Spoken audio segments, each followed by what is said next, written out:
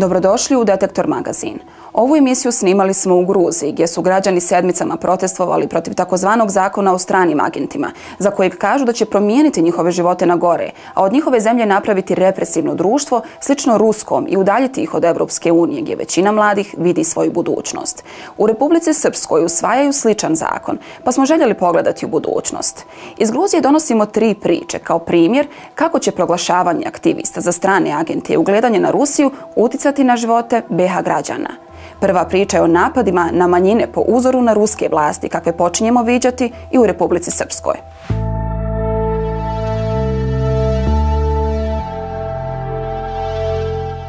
We experienced huge violent experiences, especially in 2021, where we were trying to organize Pride March. We were hunted in the streets.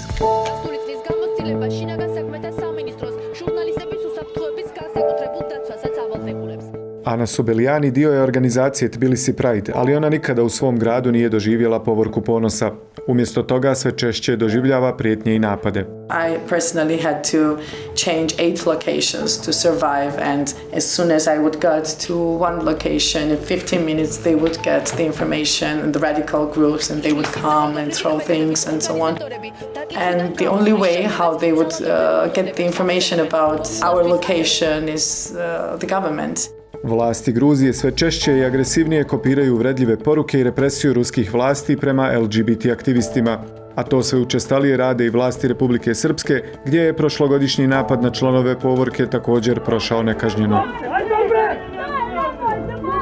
They're using homophobia to attack all the groups who are criticizing them, including whole civil society, free media, young generation in general, who are very actively involved in the protests. They started to speaking about this anti-LGBT law 2 weeks before initiating the foreign agent law again this year. And they're trying to link these two topics and mess all these things with each other and create the narrative in the society that for our partners from the Western countries, they're trying to spread LGBT propaganda in our country to grab our values. Uz pomoć pravoslavne crkve, vlasti Gruzije pretvorile su Međunarodni dan borbe protiv homofobije u dan porodičnih vrijednosti, ne ostavljajući mogućnost da se LGBT zajednica javno okupi tog dana. Each year on this day we were trying to demonstrate, to speak up about our community, but we could not do that because the Orthodox Church took all the place. I've got threats personally that they would kill me, or about my family members, including my little child. Every time when we try to organize Pride Week, this gets even more and more intense.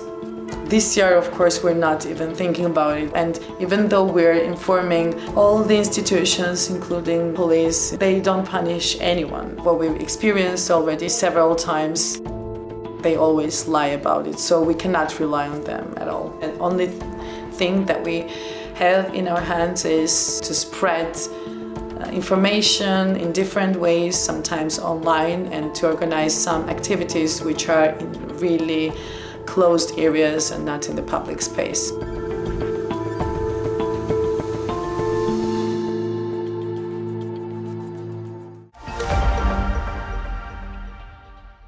Aktivisti, uključujući i one iz LGBT zajednice u Gruziji, uskoro će biti zvanično proglašeni stranim agentima nakon što je u ovoj zemlji usvojen zakon kakav planiraju usvojiti i vlasti Republike Srpske.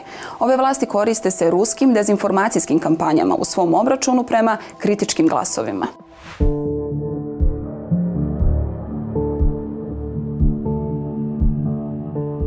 One day we woke up and the phone started calling an unknown numbers and swearing. My colleagues and all those who are working now together to stop this law, suddenly they became direct targets of physical violence, of emotional violence, of threatening. They're always using the same argument that we are protecting our religion against this Western influence.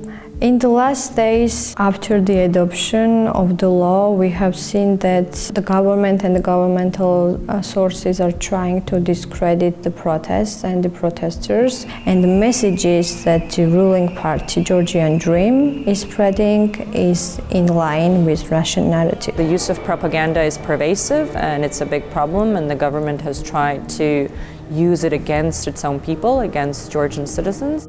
Koristeći strah od rata i propagandu, vlasti i proruski akteri u Gruziji pokušavaju prikazati Zapad kao neprijatelje ove zemlje. Za saradnju sa zapadnim partnerima i urušavanje društva optužuju nevladine organizacije, a društvene mreže postale su poligon za širenje dezinformacija. They were talking that these NGOs are against our religious, we are Orthodox country, you know, and church is quite influential institution in Georgia, and they have a huge influence on the people. Government is using its propaganda to stop protests and to tell the people who are protesting in the street that the war is coming. We see a lot of Russian-style government-sponsored propaganda through various social media platforms, including Facebook and TikTok, where they use fake accounts or false information to mislead the public. In fact, we have a myriad of cases where the Facebook Meta had to block a number of government-associated accounts. Analitičari primjećuju kako se nakon 2022. godine broj propagandnih poruka povećao. Smatraju kako je razlog to što su vlasti Gruzije uvjerene da Rusija pobjeđuje u ratu u Ukrajini, a direktne posljedice osjećaju građani i aktivisti. And this is the reality in which we live. All the troll bots, fake online platforms or demonstrations and everything what's going on this way, they're all connected to the government and covered by them. It's been an effort to manipulate accounts and to manipulate information for their propaganda purposes.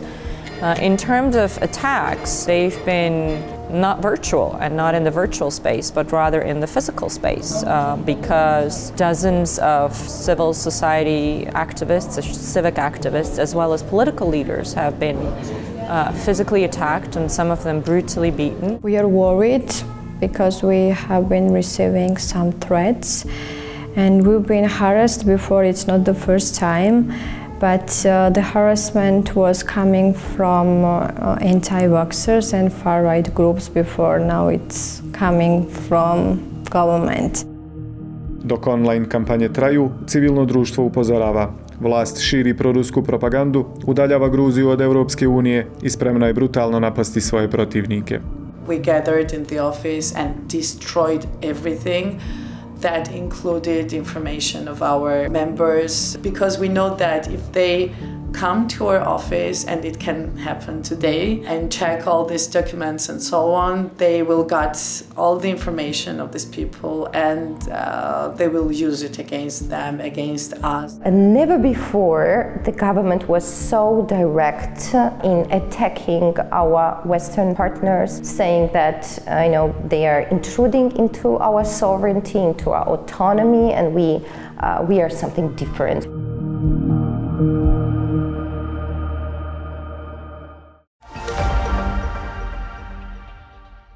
Sajber napadi treći su čest način na koji Rusija ugrožava demokratska društva. U Tbilisiju smo razgovarali sa Georgijem Jašvilijem, stručnjakom za sajber sigurnost, o stvarnim prijetnjama za Gruziju i Zapadni Balkan koje dolaze iz Rusije. A lot of Western Balkans countries doesn't have either law or strategic framework on this matter. In Georgia is different, as you said. So what is the recipe to have this kind of infrastructure to defend yourself countrywide, especially with Russian threats getting bigger and bigger?